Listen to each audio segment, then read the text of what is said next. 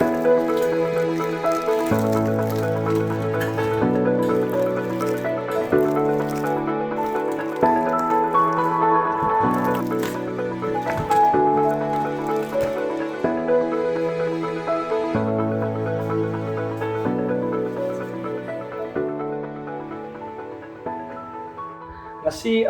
aina tawudoise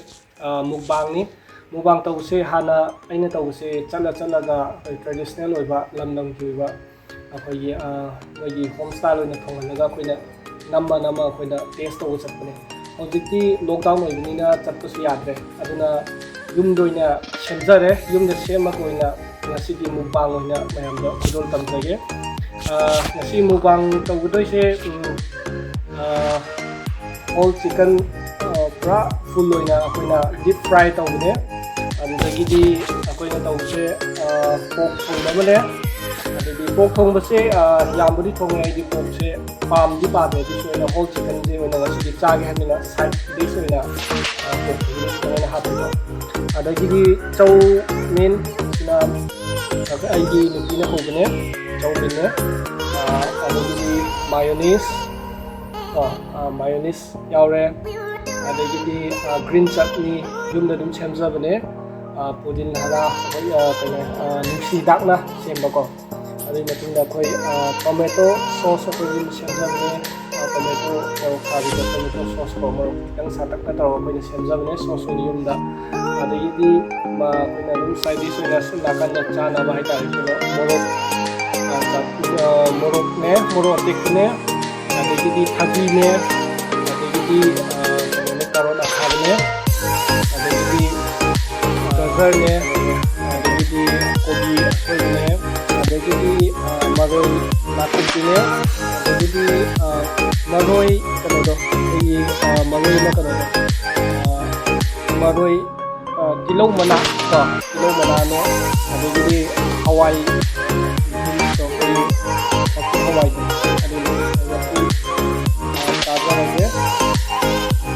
ताबदी हौजने को ma'am इधर तो भी मैम से लॉकडाउन में हबी दे क्या हो गया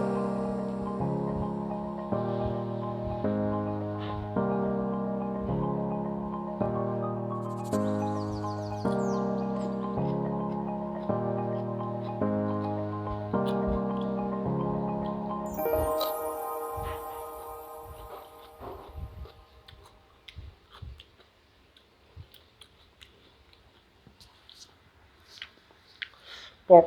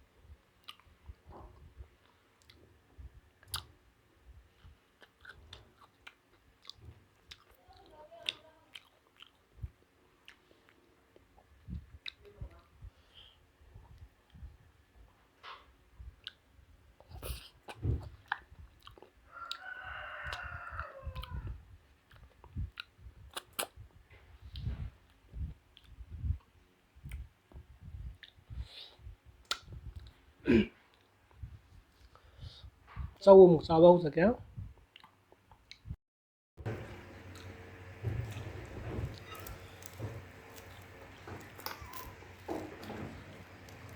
có được sai có được sao bông rồi nhé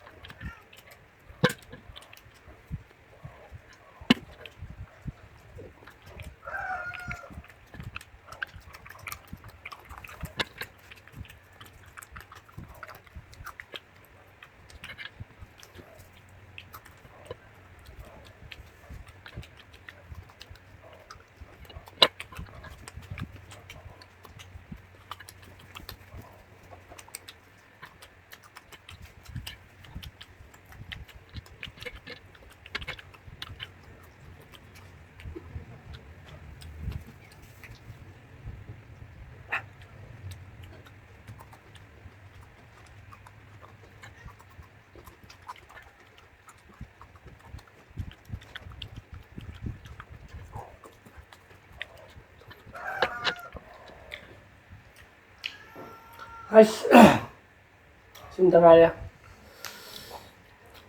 đấy xa bây giờ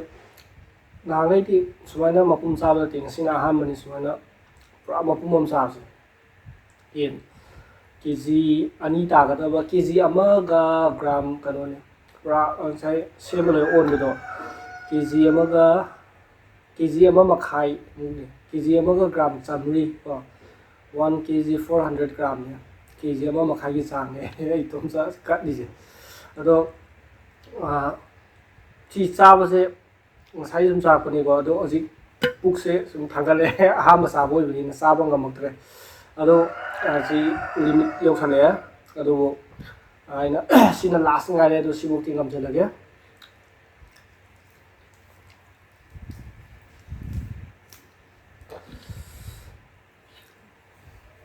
se last ni go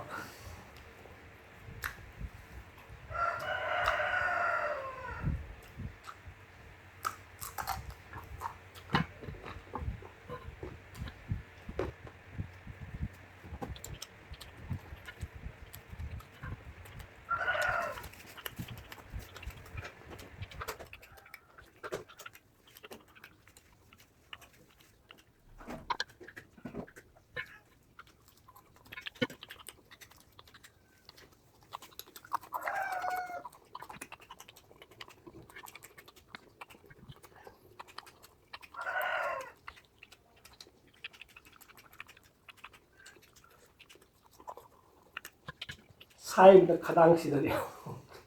사임도 가당 시절이요.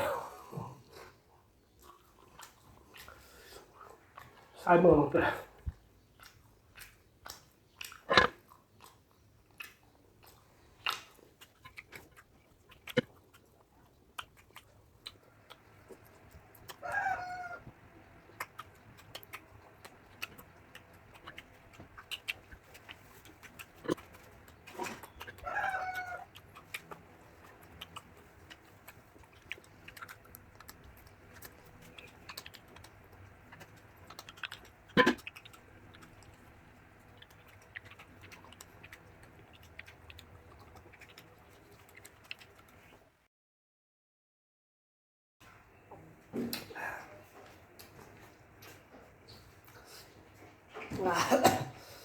Sinbudi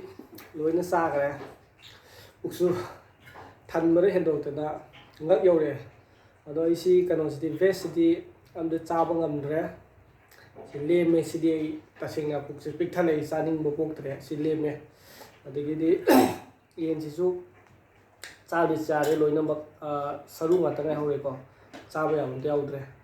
chaba yadi mayamgi bitta loi chati ki tawne do chaninga yaudre ado ngasigi aina mukbang tawusida whole chicken first time aina ngasi ihan han bai punsi yoina soina ahanba sabane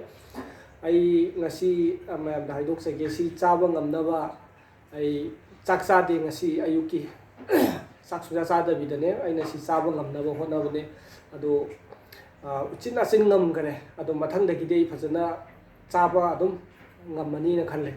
ngasi na ahanba try tawusida mai pae ado ngasigidi matang asida loisanjage mayamda aina haijabadi aigi channel sibu nungsibiduna yengbiraba singbu mayamna nungsibiduna like nambiramo amadi subscribe su tawbiramo aduga yaragadi share su tawbiyo aina mayamdagi aina adum tang nizari mayamna su support tawbiyo ngasigidi ai